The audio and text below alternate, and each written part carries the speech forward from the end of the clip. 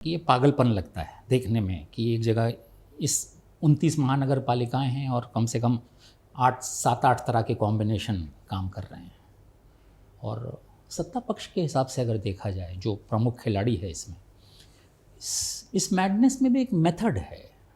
ऐसा नहीं है कि वो खेल बीजेपी ने ऐसे ही जाने अनजाने कहीं गठबंधन बना दिए हैं।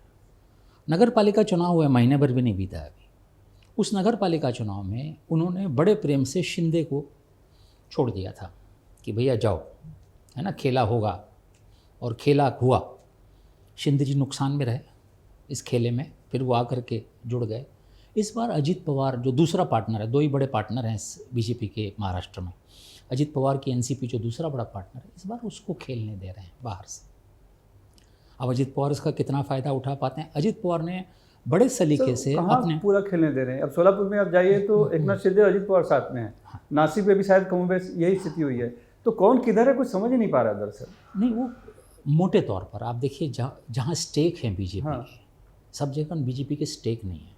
जहाँ जहाँ बीजेपी के स्टेक हैं वहाँ बड़े सलीके से उन्होंने अपने लिए पार्टनर चुन लिया है। जैसे मुंबई या ठाणे, मुंबई है, ठाणे है, पुणे है ना, कोल्हापुर, पुणे में भी शायद दोनों अलग हो गए। हाँ, वो तो पहले घोषणा कर दी थी वैसे, 1 महीने पहले। कल रात तक स्थिति थी, बातचीत चल रही थी, लेकिन अब सुनने में आया कि अलग हो गए। शायद ताजा जानकारी कथा जी आपके पास होगी।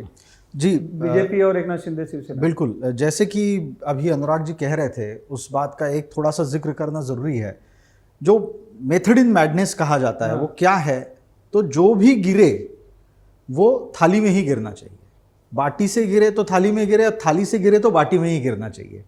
ये सत्ता पक्ष का बहुत सादा सरल गणित है। कटोरी में जी, यानी तो दाल बाटी वाली बाटी नहीं है। तो कटोरी से निकले तो थाली में आए, और थाली से निकले तो कटोरी में जाए। तो कुल मिला के जो भी आए वो अंततोगत्वा आपको महायुति में ही आना है। ये पूरा एक पीछे का गणित है जिसे कि समझना होगा।